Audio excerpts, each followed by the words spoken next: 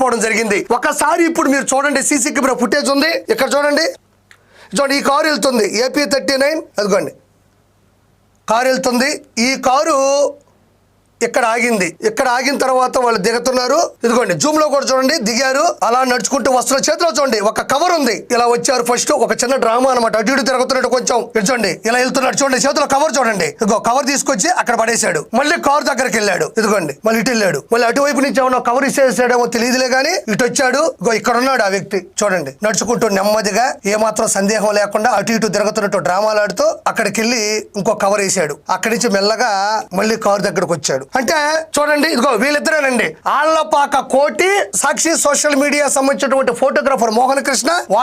వాళ్ళిద్దరికి కెప్టెన్ బొమ్మన కరుణాకర్ రెడ్డి. ఈయన పెద్ద కెప్టెన్, మీకు తెలిసిందే కదా, గొడ్డలి పెద్ద కెప్టెన్ వైఎస్ జగన్మోహన్ రెడ్డి. ఎంత దారుణంగా ఎవరైనా ప్రవర్తిస్తారా? అసలు ఎవరు వాళ్ళు? సోషల్ మీడియా ఫోటోగ్రాఫర్ కి, సోషల్ మీడియా కార్యకర్తకి, సోషల్ మీడియా సంబంధించినటువంటి ఇంకొక వ్యక్తికి, వీళ్ళందరికీ కూడా తిరుమలకి పంపించి ఎంత దారుణం ఇది. మీకు 151లో 5 తీసేసిన సిగ్గు రాకపోయా, బుద్ధి మారకపోయా, ఏం చేస్తే మీరు మారతారు? ప్రపంచంలో ఉండేటువంటి అన్ని దేశాల నుంచి కూడా కులాలకి మతాలకి అతీతంగా వచ్చి ఆ కలియుగ దైవం వెంకటేశ్వరుని మొక్కులు తీర్చుకుంటారు. అలాంటి శక్తి, అలాంటి భక్తి దగ్గర ఇలాంటి దారుణమైన నీచమైన పనులు చేస్తున్నటువంటి వీళ్ళని ఏం చేయాలి? ఖచ్చితంగా వీళ్ళ మీద కఠినమైన శిక్షలు తీసుకోవాలి. ఎంతో దారుణమా?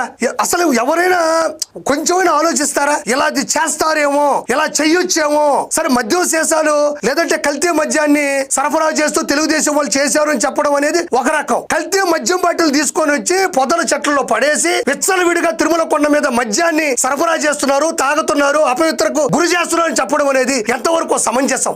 ఈ బొమ్మన కరుణాకర్ రెడ్డి, అతనికి తీసుకెళ్తున్న ఇంకొక వ్యక్తి, వీళ్ళందరూ కూడా ఒక్కటే గుర్తు పెట్టుకోండి, ఆ కలియుగ దైవం కంటి నుంచి ఏ ఒక్కరు తప్పించుకోలేరు. తప్పు చేసిన ఏ ఒక్కరు తప్పించుకోలేరు. కొండ కింద గాని ప్రపంచంలో నలుదిక్కులు గాని తప్పు చేసిన వాళ్ళు ఇక్కడికి వచ్చి చంపలేసుకొని భగవంతుడా మమ్మల్ని క్షమించు అంటారు. తిరుమల కొండకు వచ్చేది కింద తప్పు చేస్తే పైకి వచ్చి చంపలు కొట్టుకొని క్షమించమని. కొండ మీదే తప్పు చేస్తే దానికి ఎలాంటి శిక్ష ఉంటుంది? ఆ భగవంతుడు ఎలాంటి శిక్ష వేస్తాడు మీ అంతూ చూస్తాడు. పకడ్బందీగా ఉన్నాయి. ఇక్కడ కారు ఉంది, కారు నెంబర్ ఉంది, వచ్చిన మనుషులు ఉన్నారు. ఎంత దారుణం! వాళ్ళ ఫోటోలు చూడండి, గతంలో ఎవరితో ఫోటోలు దిగారు, ఎంత దగ్గరగా ఉన్నారు, ఎంత అనుబంధంగా మేలేసుకున్నారు ఒకసారి చూద్దాం. ఇక్కడ చూడండి చెవిరెడ్డి భాస్కర్ రెడ్డితో చూడండి. మరి ఎంతమంది ఏమన్నా ఇలాంటి అరాచకము, ఇలాంటి అద్భుతము, ఇలాంటి ఎదవ పని ఏదన్నా చేస్తుంటే సర్టిఫికేట్ ఇస్తున్నాడేమో. నా బిడ్డ అంటాడు కదా, నా వాడు నేను చెప్పింది ఏదైనా చేస్తాడని చెప్పి సర్టిఫికేట్ ఇస్తున్నాడేమో అర్థం కావడం. ఇలా చూడండి, ఇక్కడ చూడు మురిసిపోతున్నాడు అన్న.